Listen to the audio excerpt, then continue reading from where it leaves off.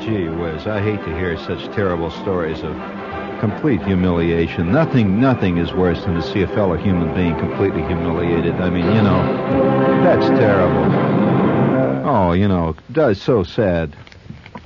I wonder if there's any old line readers of the Village Voice listening tonight. I'm talking about readers who read the Voice back in its very exciting, formative days. There may be a few still listening. But back in the early days of the Voice, all kinds of great, wild, interesting stuff appeared. It was a very curious development, that paper was at the time. And I used to write regularly for the Voice, along with a lot of other people. And I remember writing a piece in the Voice, one of the columns I did back in the days when the Voice was still, nobody really knew much about it. It was, in fact, in those days, the Village Voice was being given away. We used to go out on the nights when we'd get the Voice from the printing press, and a few guys who were involved with the Voice, and there weren't many at that time, we used to go out and actually put the Voice in cars that were parked down around Sheridan Square. See, like you throw them away, like you just stick them in windows of cars, like the shopping news or something. See, so people would read it.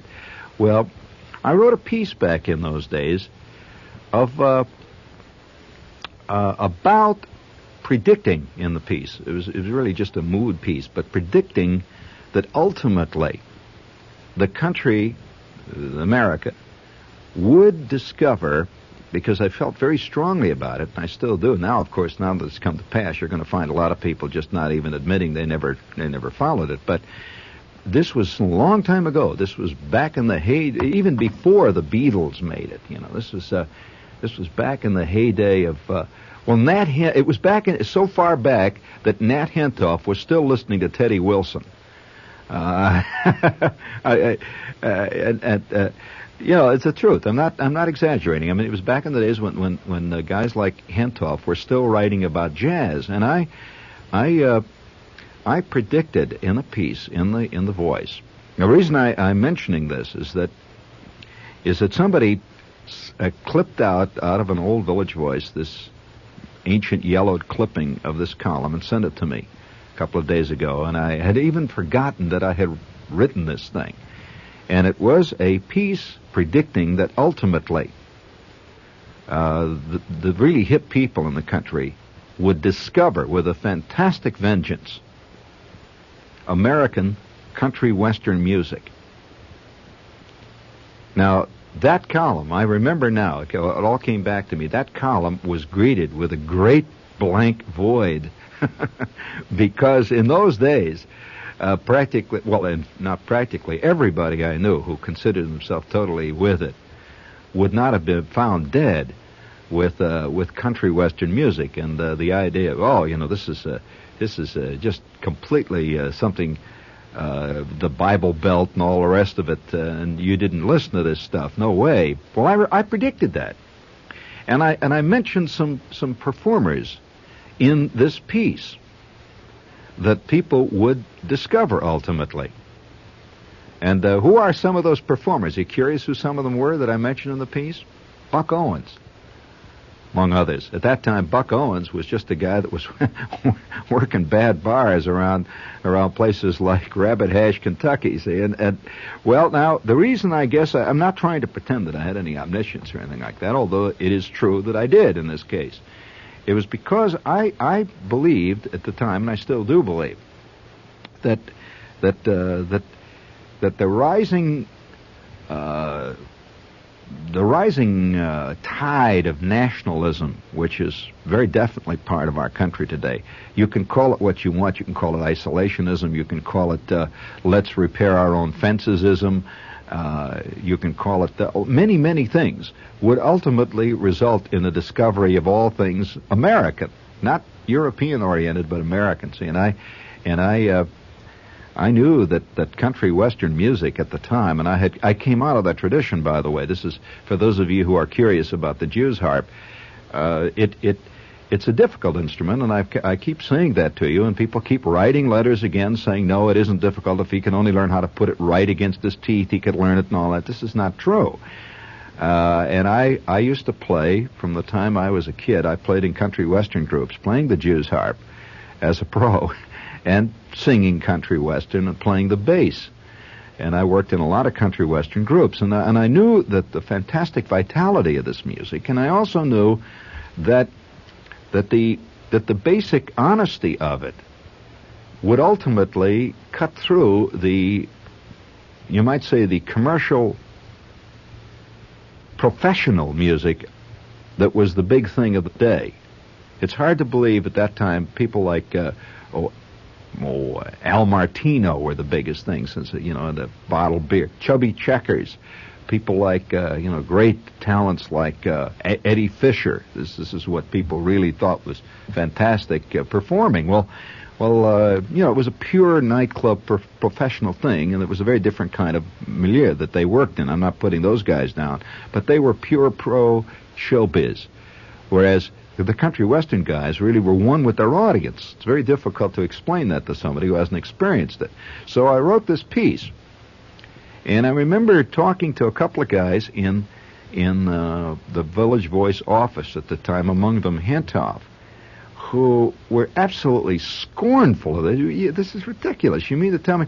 He predicted, in fact, a lot have predicted, that ultimately, as we get more and more civilized in our country, that this stuff would disappear because it's so basically bad news. Well, they've all forgotten saying those things, naturally, and now they're on the bandwagon and writing as if they, for years, have been listening to Buck Owens and Merle Haggard and all the rest of it. And I also wrote a companion piece about that, if I may say this. I don't often talk about stuff I've written in the past, but I think that when you write something or you perform something or you say something, if it is said well before its time, it will be lost completely. Because the people who hear you think, well, the guy's just talking. It's just, it's called, he's a nut, some kind of nut. This is just gibberish. If you say something just before the public discovers it, like, say, 2 days, you will be called a genius. If you're too early, you'll be called some kind of nut. And I've been going around saying for a long time that country western music would not only be a big thing, but would be the biggest thing in the pop field of music in America within a few short years. Well, here it is. It's a fact now. And I even see guys driving around who just a couple of years ago were obviously going to the Stones concerts, and just a couple of years ago were totally in love with the Beatles, are now driving around with bumper stickers that say Chet Atkins for God, that kind of stuff, which is kind of silly, which shows again that it's being subverted, which it will ultimately be. But nevertheless, there was a companion piece. Is this interesting to you guys? There was a companion piece that I wrote the next week in The Voice that was about something which is slowly coming to pass too. It's not as evident to many people, but it is becoming a big thing. I predicted eventually that the cities would become so, that is particularly New York, would become so alienated from the rest of the country, both philosophically and artistically, that ultimately people within New York would be listening to radios, driving out at night on the New Jersey Turnpike and hearing radio stations all over the country, and they would be hearing a population, they would be hearing things, they would be hearing a civilization, literally, which is totally alien to theirs, and they would be listening to it almost the same way they listen to a foreign country. That a kid who's grown up entirely in the Bronx listening to a radio station from Austin, Texas, is roughly about like, being Swiss, listening to an Indonesian radio station. It's a completely different ball of wax. They do not come from the Zero Mostel Fiddler on the Roof tradition. No way. It's a whole different thing. Well, that's really come to pass. And you know that one of the biggest new developments in the field of electronics recently has been the sudden upsurge of radio sets with a very hot front end that can pick distant broadcasts. For years, radio sets back in the 50s and 60s were made purely just to get the local station. That's all. Radio was called news. It was called music and temperature. That's it. And all you had to do was get the local station. You heard whatever the rock was that was on at the time, and you got the news, and that was all radio was for. But now there's a whole group of people who are discovering radio as a basic form of communication. And they're listening to out-of-town stations all over the country, which are suddenly getting great listening audiences in New York. That's fascinating. Used to be the other way around. Used to be that the out-of-town guys, say guys living in Nashville or Atlanta, would spend all their time trying to pull in New York, because New York had all. But this is what they wanted to try to hear. But now it's the other way around. Guys are sitting there listening to Nashville, and they're sitting in their pads over in the village with where they got an antenna up on the roof, and they're trying to pull in Atlanta, and they're trying to pull in Waco, Texas, and stuff. Because this is where the real thing is going on. They're only getting the second-rate thing here in New York. It's very interesting. I predicted that in the Village Voice. And the hottest thing today in TV and radio sales is the radio set that can has a hot front end, can pick up distant stations, as well as shortwave bands.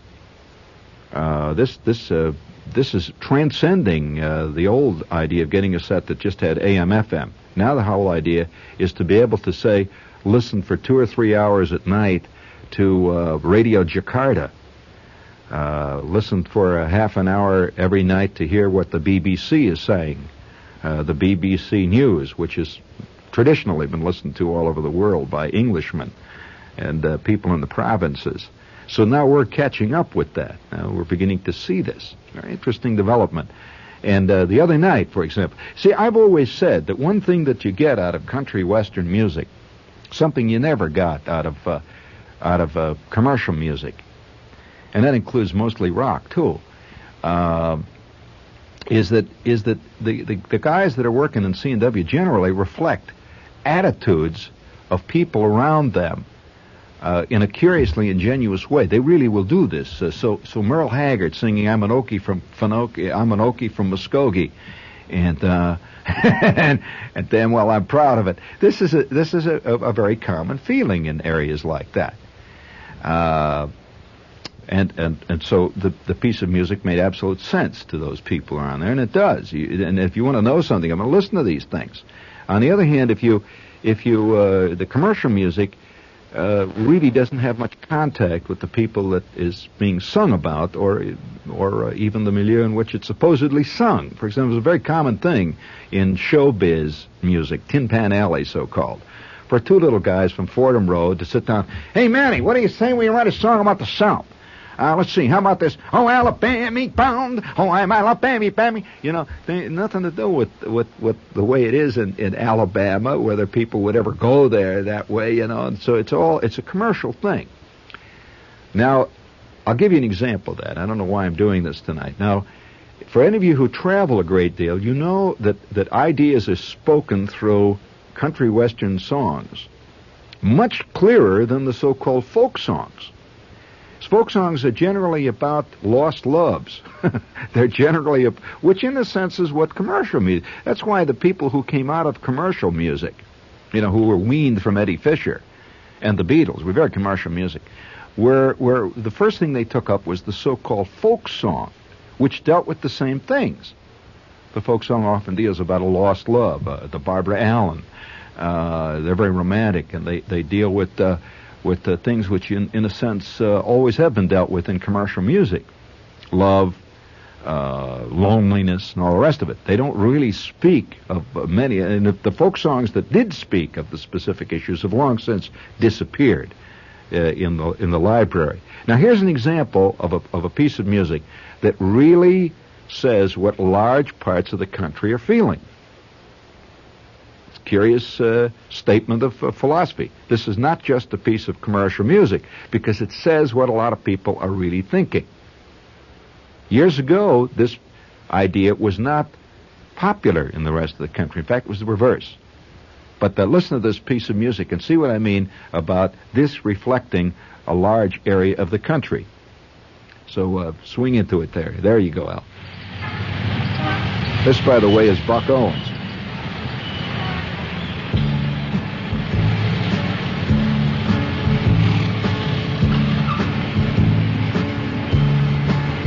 It ain't nothing but a concrete jungle with people packed like sardines, where everybody's trying to live beyond their means, where all the natives hurry and scurry to and fro, but like fleas on a puppy dog, they got no place to go. I wouldn't live in New York City if they gave me the whole dang town. Talk about a bummer, it's the biggest one around. Sodom and Gomorrah was tame to what I've found. I wouldn't live in New York City if they gave me the whole dang town. Well, I ain't seen the sunshine since the day that I arrived, 'cause brother, I've been busy trying to survive. Nobody knows you've been here till you're 6 feet underground. Then you become a statistic if they remember to write you down. I wouldn't live in New York City if they gave me the whole dang town. Talk about a bummer, it's the biggest one around. Sodom and Gomorrah has tamed what I've found. I wouldn't live in New York City if they gave me the whole dang town.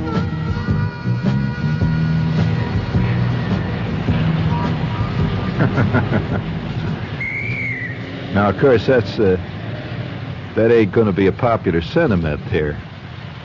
But all I'm doing is playing this to show you that this is a real statement of an actual thing. It has nothing to do with love, beauty, truth. It has nothing to do with a lost youth. It just simply says what a lot of people think. And now there's an example of the curious vitality of this music. Now, vitality does not necessarily mean you like it. In fact, it's probably, I know tomorrow morning I'm going to get about 50 letters. Dear Shepherd, what do you mean by foisting off that ridiculous illiterate and so on down the line? Therefore, again, missing the point of what we're trying to say. That this is a form of music which has a very definite, distinct ring of saying what is around at the time that it is around. Now, of course, there's a large body of C&W music which deals with the usual things, with love and so forth. But, for example, I know of no body of music that is in the popular idiom that deals as strongly with alcoholism as, say, country western music does. You know that there's a lot of country western songs that are about alcoholism and the problem of becoming an alcoholic? Did you know that? You'll not find much of this in rock, and yet, even though it's a fantastic problem, you won't find much of this in certainly you'll not find any of it in pop music. Very few references even made to it, and yet in C&W music they recognize this as a fact. Bars are a great part of the C&W world. Making it is another one too. I'm just very, very interested in a lot of the changes that are going on, where people are suddenly discovering in a sense, a real sense, their own heritage. Now, you live in New York. A lot of people tend to think that that isn't their heritage. Well, that's questionable. New York, and certainly New York, is as much part of the country as Austin, Texas, and it's a heritage which many kids don't have the same chauvinism about New York that older people have. That's you might say the holdover from the LaGuardia period, where people used to think that New York was the greatest thing since bottled beer or sliced bread. But many kids today are seeing the rest of the country through very different eyes, which is very healthy, I think. It's suddenly realizing this is a big country, and there are many things going on in the country which are not necessarily antithetical to your tastes. They're just merely very different. And it's fascinating, though, to see the development. To me, it's personally very gratifying, too, because I've always felt that C&W music was one of the great neglected parts of our cultural background and heritage.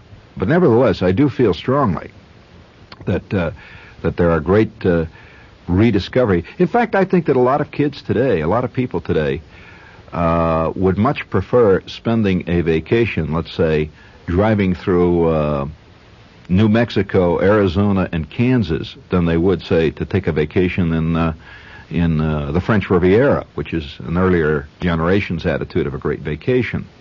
Do you buy that, Al? That's a whole new viewpoint.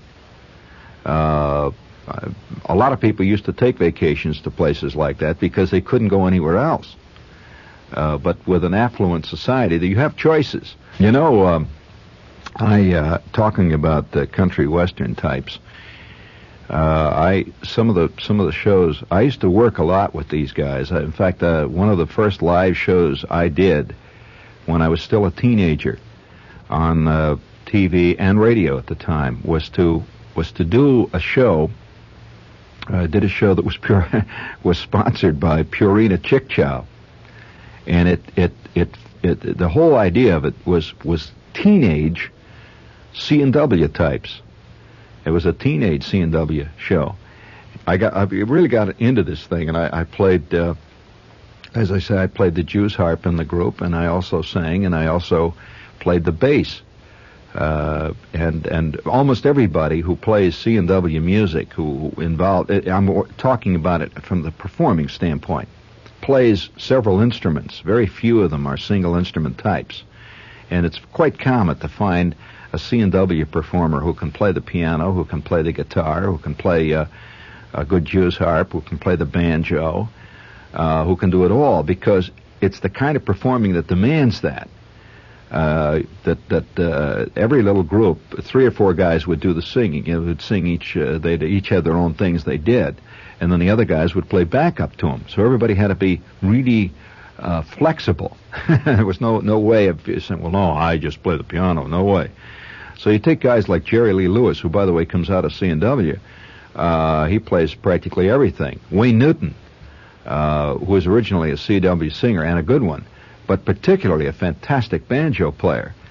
Plays banjo, plays guitar, plays piano, anything that's around, they play. Because from the very time you're a kid, you're playing these things. Very few of them take really legitimate lessons in these things, and it's all endemic to the atmosphere. Some of the guys that I worked with doing shows, people like Ferlin Husky, Hank Penny, Hank Snow, the late Cowboy Copas, Grandpa Jones. By the way, Grandpa Jones was always using the term Grandpa Jones. That was his act. That didn't make him an old man. It was an act. And he would always come out and do Grandpa Jones, even when he was in many cases younger than the people in the audience. But it was an act, and it became so successful that he was always known then as Grandpa Jones. People like Hank Penny, Merle Travis. I remember Merle Travis. Almost all these guys wrote their own songs, a lot of them. And the reason they wrote songs, not only did they like to write songs, it was also part of their whole tradition, but it was cheaper too, because you didn't have to go out and buy sheet music for a song you wrote yourself. There was a very practical reason. So a lot of these guys would write their own songs because of economic reasons. And once in a while, one of them would get published and would go on to become a fantastic hit. Like, I remember Merle Travis. Do you remember cigarettes and whiskey and wild women will will be the death of you yet? Cigarettes and whiskey and wild women. Well, this was Merle Travis, and of course, a lot of the stuff that they sing confused city listeners because they thought they were serious. See, one thing you got to understand about country, much of country humor, is it's absolutely deadpan.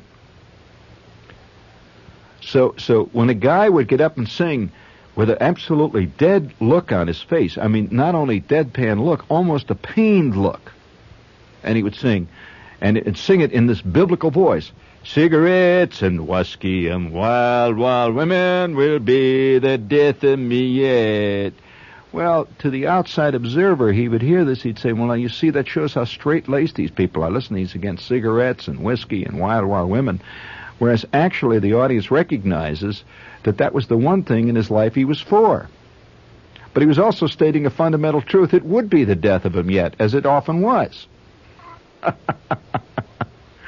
And the wreck on the highway, you know, it's a field that if you haven't really spent much time listening to good C&W, and there is good and bad, that's the unfortunate fact of it, and unfortunately most of the people first catch on to the commercial or the bad. So they will immediately latch on to, and I'm not saying these guys are bad, but these are the more obvious performers. They'll latch on immediately to Glenn Campbell. They'll latch on to Johnny Cash, people like this, who really, in a way, are the Eddie Fishers of that world. They're not, in no way are they the Merle Haggards, which is another ballgame. Unrepentant Merle Haggard, who is by way of being a curious country-type genius in his own field. But all of these things, it's fascinating to me. Well, do you recall a radio station? Yes, I see, Jerry. A radio station across the river here. I know, I see it. A radio station across the river tried it a few years ago, C&W, and they failed miserably. Do you recall the station it was? Well, now they're doing quite well with it. See, the timing of an idea is important. And bring it up there. By the way. Yeah, well, of course, there's several types. Some night, what I ought to do some night is to do a show based on country comic acts. Yeah, now most of you know the country western singers these days, and ranging all the way from Tom T. Hall through Chris Christopherson through Merle Haggard, which is the alpha to the omega, actually. But very few of you know anything about String Bean, classic comic act of the folk, not really folk, you shouldn't call it that, the C&W circuit. They don't like to be called folk, because they're not. These are not the unspoiled folk who sat around and played mandolins. That's another ball game back in the hills. I think there's a great deal of confusion among writers today about what C&W really basically is. It's basically city people, That surprises you, doesn't it? Oh, yeah. I mean, the C&W bars, Nashville is not a small town, friend. Oh, no way. If you think that's a country town, you ain't been there. It's music that comes out of Nashville. It comes out of South Chicago. It comes out of places like Louisville. It comes out of places like Detroit and St. Louis. It comes out of places like Atlanta. Places like New Orleans. All those places. And most of the guys that sing it and play it are involved very much in the technological world, the truck drivers and all the rest of it. So I ought to do a thing some night on Minnie Pearl, String Bean, and the country western comedy acts.